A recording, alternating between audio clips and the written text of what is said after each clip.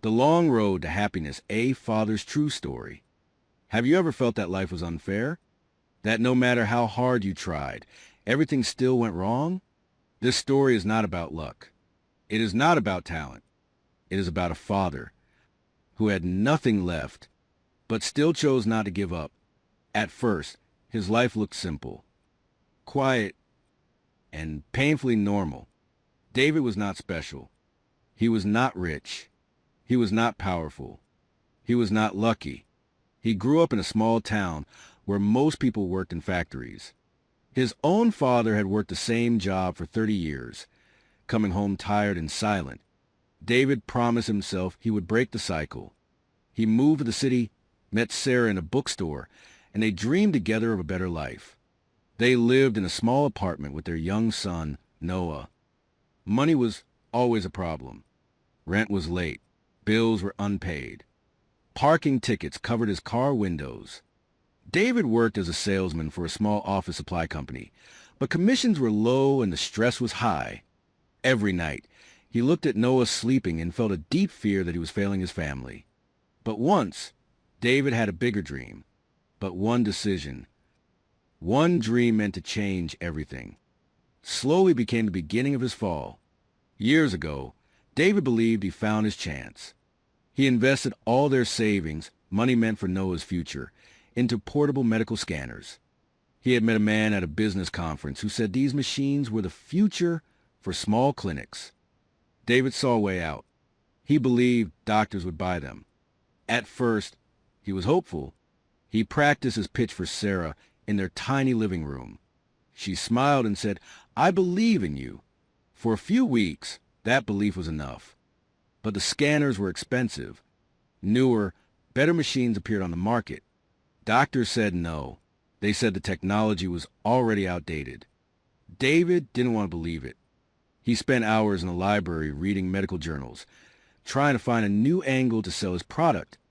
Day after day, David carried a heavy scanner, which felt like a giant metal brick, on the bus and walked from hospital to hospital. His shoulders ached. His feet blistered. If he was not selling, he was walking to sell.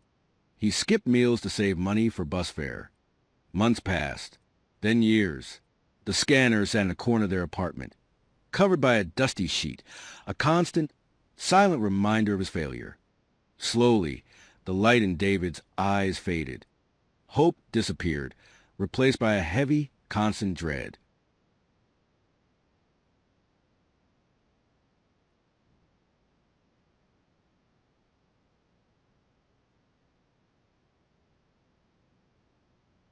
When hope starts to fade, life doesn't fall gently. It collapses. All at once, Sarah became tired. The strain was too much.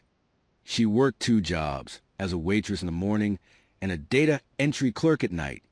She came home exhausted, her hands smelling of dish soap and ink. The laughter that once filled their home was gone. Arguments about money became normal. Silence between them became more dangerous than shouting. One winter morning, the police finally towed David's old car away for too many unpaid parking tickets. He stood on the cold street, watching it disappear around the corner, feeling completely powerless. That same afternoon, in a moment of sheer carelessness, he left one scanner unattended for a minute outside a clinic while he helped an elderly man with directions. A woman grabbed it and ran. David chased her for 2 blocks, his heart pounding, screaming, "Please, that's my son's food." But she vanished into a crowd. That scanner was 1 month of food. He walked home in the rain, empty-handed, his clothes soaked. That night, Sarah sat at the kitchen table, her face pale under the dim light. She said quietly, her voice breaking, "I love you, David, but I can't live like this anymore." Noah needs stability. She had packed 2 small suitcases. A week later, she and Noah were gone. The apartment felt like a tomb. And then, in the middle of failure, he saw a different world. For weeks, David wandered the city like a ghost. One afternoon, sitting in a park, he saw a man in a fine suit step out of a gleaming luxury sports car.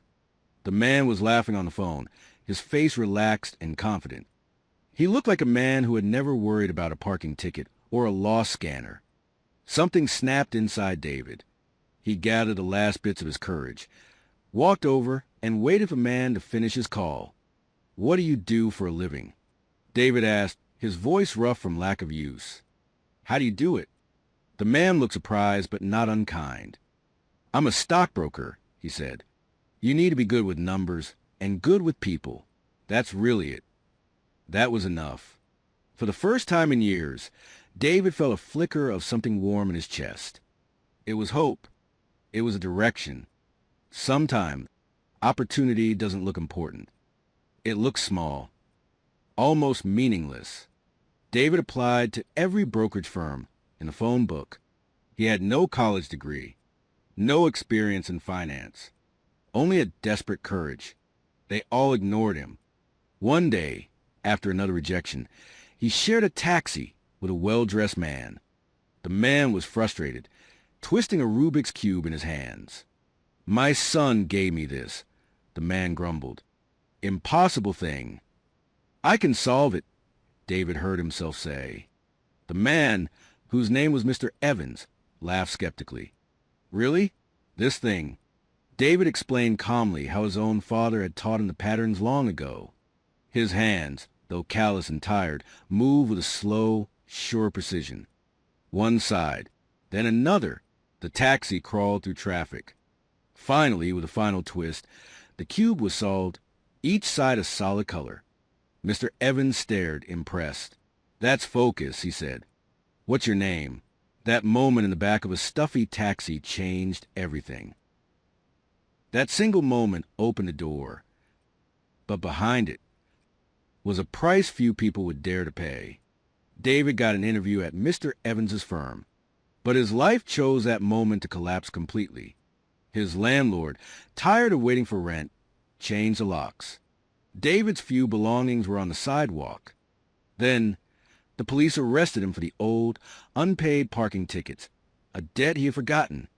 The night before the most important interview of his life, David slept on a thin mattress in a jail cell. He didn't sleep. He rehearsed his answers to the ceiling. The next morning, they released him. He had nowhere to go to change.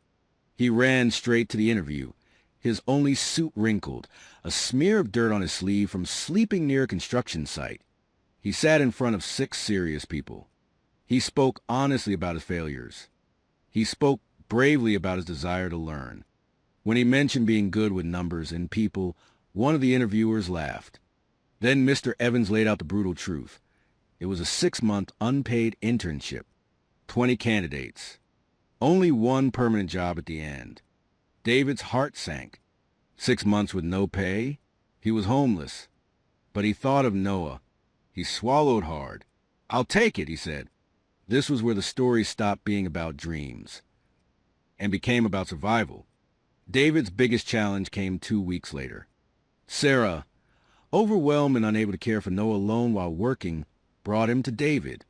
"He needs his father right now," she said, her eyes full of pain. David had nothing to offer but himself. Without money, they lost a cheap motel room David had scraped together for a few nights. He and Noah became invisible citizens of the city. They slept in crowded homeless shelters, where David stayed awake watching over his son.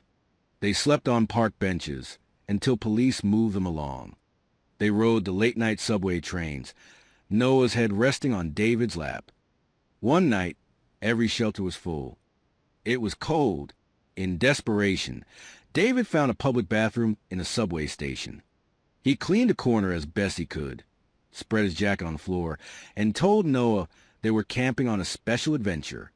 He held the door shut with his foot to keep the world out. He held his son tightly in his arms. Listening to Noah's steady breathing, silent tears ran down David's face. This was the lowest point. He prayed for strength in his darkest days. He almost broke something far more important than his career. During the days, while David worked at the firm, Noah stayed at a low-cost daycare for homeless children. It was a safe place, but Noah felt different from the other kids. One evening, as they ate donated sandwiches in a park, Noah looked at a group of teenagers playing basketball. "Dad," he said, his voice small, "I want to be a basketball player when I grow up." David, exhausted and stressed about a client call he needed to make, answered without thinking, "You're not very tall, son. You'll probably fail."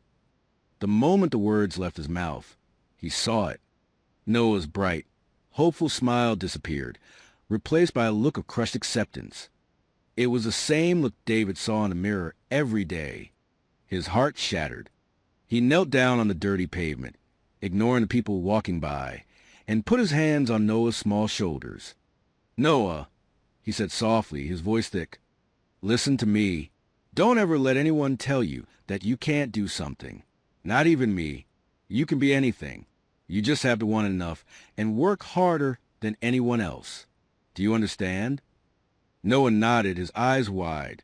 That promise, made on a dirty sidewalk, changed them both. It became their mantra. What followed was not one bad day, but 6 long months of quiet suffering. David worked harder than anyone at the firm. He was always the first to arrive and the last to leave.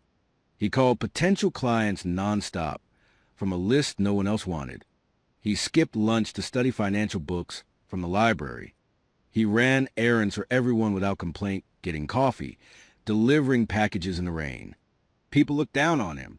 They saw his worn-out shoes and his same suit every day. They whispered. David stayed silent. He kept his head down and learned. He memorized stock codes, learned to read market trends, and practiced his phone pitch until his voice was hoarse. Slowly, very slowly, doors cracked open. A senior broker gave him a tip. He made his first, very small sale. With that tiny commission, he did 2 things. He bought Noah a small toy basketball, and he finally sold his last, remaining medical scanner to a veterinary school for a fraction of its price. He even managed to fix another broken one he found in storage and sold it too. Hope, like a fragile plant, began to grow again, little by little. And then, the waiting was over. 6 long, brutal months passed. David was thinner, older looking, but there was a new steadiness in his eyes. He was called into Mr. Evans's office. The manager smiled. "David," he said, "you've made more client calls than any intern in our history. You've shown resilience I've rarely seen. The job is yours. Tomorrow will be your first day as a full-time stockbroker." David couldn't speak. He shook Mr. Evans's hand, walked out of the building, and stood on the busy sidewalk. Among the rushing strangers, he did something he hadn't done in years. He smiled. Then he quietly clapped his hands together once for himself. He had survived. The long road had finally turned. The road did not end there, but it finally changed direction. The first thing David did with his first real paycheck was get a clean, small apartment. He furnished it with a bed for Noah and a table where they could eat together. He worked hard, his honesty and grit earning him respect and clients. Years later, David built his own small but successful financial advising firm. He was no longer poor. But more importantly, he never gave up again. He coached Noah's basketball team, always reminding the kids, "Don't let anyone tell you you can't." And years after that, on the day Noah graduated college, Sarah was there too. They were not a family again in the old way, but they were friends bound by a shared history of struggle and a man who refused to stay down. Happiness is not given. It is earned. Life will knock you down. Again and again. It will take your money, your pride, and sometimes even a roof over your head. It will test you in the darkest hours. But if you stand up one more time, then you fall. If you hold on to one small promise, if you keep walking even when the road seems endless, you will get there. The road to happiness is long, but it is always walked one step at a time.